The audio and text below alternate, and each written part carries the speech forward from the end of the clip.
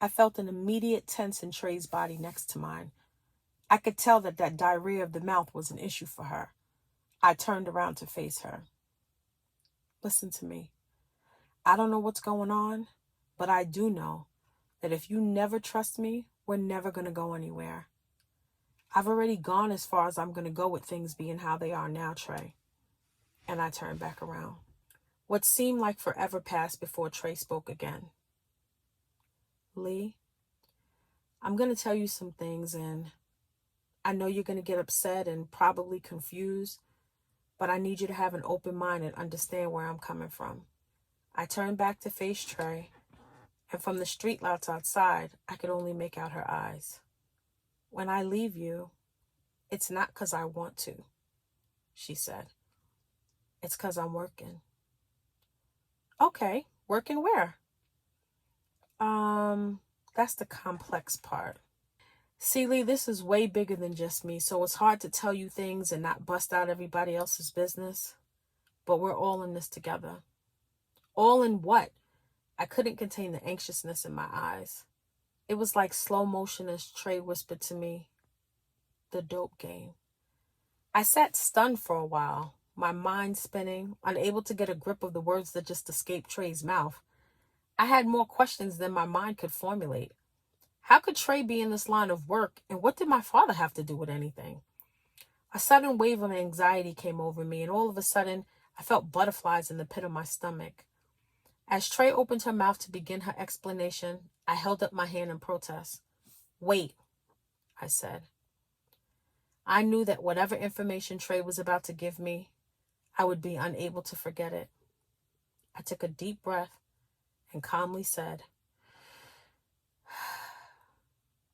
Go ahead. As Trey began to explain the events of the past 2 years, I was in disbelief.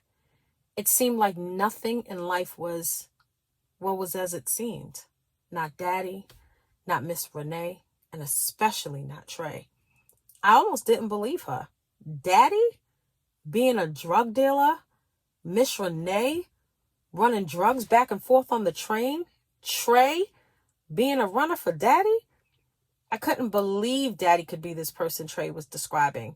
This murderous villain that ran the East Coast and was knee-deep in the streets. But the more Trey talked about it, the more things began to make sense. The never being home, the reason why so many people avoided me like the plague. My fucking life was a facade. When Trey was finished, I sat there silently for a few minutes. Then I met Trey's eyes with a fixed gaze and stated, I want in. Trey looked at me and bust out laughing. You must be out of your fucking mind. There's no way I'm letting you get involved in no shit like this. Your father would put a fucking hole in my head. Do you even understand how deep this shit is? This isn't a game, Lena, and you getting involved is not an option. Trey, apparently this is my life, my roots. I'm not going to be sitting here while you and Miss Renee run the streets and leave me here all day. I just want to learn. Teach me, Trey. How could it hurt? You don't have to take me anywhere. Hell, you don't ever have to take me anywhere. Just teach me. Behind closed doors, when it's just me and you. Please. Trey, please. There was a long pause and Trey replied, I'll think about it. Chapter 10. Trey. I'll think about it. What the fuck am I thinking? This girl is going to get me killed. I don't even know what possessed me to spill all of this shit to Lena. I look in her eyes and for some reason, I see the same thing I see in her father's eyes. There's a fire behind her eyes that's just waiting to come out. I don't know. I mean, what harm could it be to teach her? I have to admit, it felt good to get some of that shit off my chest. Share some of the shit that I've learned. Well, I guess I have a new pupil. Chapter 11. Lena. Over the next couple of days, Trey really began to school me on so much. I've never been so focused and so interested in learning in my life. I was a sponge. We covered everything from production to distribution. I was learning everything from how to bag up weed to how to cut up coke and how to cook up the newest shit on the scene, crack. I couldn't believe how much Trey knew about this. Fuck college, Trey was already a professor. And I don't know if it was Trey teaching me or the thrill of doing the first defiant thing against my daddy, but that shit really turned me on. Learning in the evening and fucking in the night, I was definitely growing up. When I got off the train at home, I felt like a totally different person. Everything just looked different. I felt like I got off that train a grown-ass woman. I knew that my last trip to New York changed everything for me, and I embraced that change. Like a real-life Bonnie and Clyde, Trey and I have mastered this drug game. Trips to New York have become a lot more frequent, and it's starting to feel like I live there and I'm just a visitor when I hit the backwoods of the South.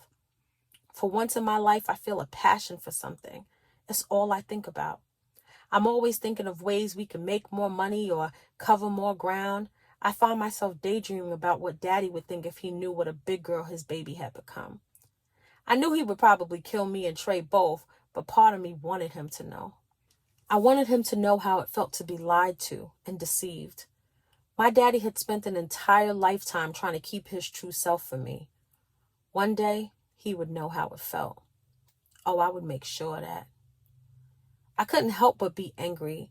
The more and more I thought about it, the more and more it bothered me. I wondered if my mother knew. I wondered just how much of my life was pretend. What was even the truth? I've decided that since my reality has been a fallacy, I would make my own truth, my own reality. No longer would someone define for me what real is. If I have only learned one thing from Trey, it's how to spot real. We have spent hours on end analyzing folks. I think we've spent more time on that than anything else. She wanted to make sure that I could always spot a phony, always know when there was bullshit in my midst. It's like I'm developing superpowers, and my most defined power to date is X-ray vision. I see right through people, and I see right through the bullshit. Now, when I talk to Daddy, I can clearly see what is lie and what is the truth. The funny thing is, I can see that same bullshit in my mommy. Something's definitely going on with her. I can't place it, but not because I don't want to, but because I don't even care enough to explore it. But trust, when I'm ready, she too will be exposed. All the additional luggage we had on our trips back from New York, cases and cases of blow. I look back and wonder if we'd ever gotten caught. The shit we were doing was so dangerous. We were like sitting ducks. If anyone ever used even half of their brain, they would have set us up a long time ago. I was working on a way to make our trips to and from New York safer without Renee catching on. I'm going to have to talk to Trey about that when I get up there. Trey. Damn, this is a big step. You sure this is a step you ready to make? I can't believe you about to give this girl a promise ring. She could be doing every and anything when she's home. Playing a good girl when she's here and being a good hoe when she's back in the South. You better be careful. I am careful. You just worry about that psycho you're with. She ain't got no sense. I know Lena isn't like that. I've been with tons of women, but none like her. There's something about her that just lets me know she's in it for the long haul. She's not like these other New York girls. Lee's about her shit. Why am I even explaining myself to you? I already made up my mind. When Lee gets here, I'm putting this promise ring on her finger. And it's going to hold the spot where my wedding band is going to be one day. Lena. When I got to the house, Trey had the most beautiful bunch of wildflowers waiting for me. She is so sweet. No one had ever given me flowers before. They were so beautiful. I sat there and I looked at them for so long. I looked at the way the colors meshed together and found myself thinking of how Trey and I meshed together. The way she moves when she's on top of me and the way her fingers dance inside of me. I thought about how her tongue flicks at my nipple and how that motion is replicated on my clit.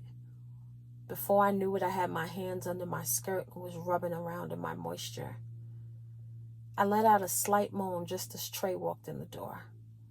My mind started to race and I was instantly embarrassed. I knew in 3 seconds Trey was going to walk up to me and see my hand in my panties. I decided to do the only thing I could. Roll with it.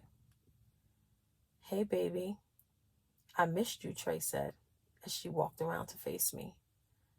Just then she looked down at where my hand was and looked back in my eyes. She had a bit of a devilish grin. "What are you doing, Lee?" "Thinking about you," I replied. "I love the flowers." "Wow, flowers make you do that? Ever heard of the botanical gardens?" We both chuckled. Just then I removed my finger and I placed it in my mouth. Trey watched my every move. I sucked my finger gently, then removed it and placed it in Trey's mouth. "Does it taste like I missed you?" Trey smirked and replied, "I don't know. I think I need a better taste." Just then, Trey dropped down to her knees, lifted up my dress, and began licking my split like she was on death row and I was her last meal. Sweat dripped down my brow, and I was moments from climax when Miss Renee burst in and said, "Trey, we gotta go." It took a moment for her eyes to register exactly what she was seeing. She made a face I had never seen before. It was a mix of shock, confusion, but most of all, fear. I don't know what the hell is going on, but I know I don't have time to entertain it. "Trey, let's go. Lena, you and I will talk later." And like a gust of wind, they were both gone and out the door, and I was alone.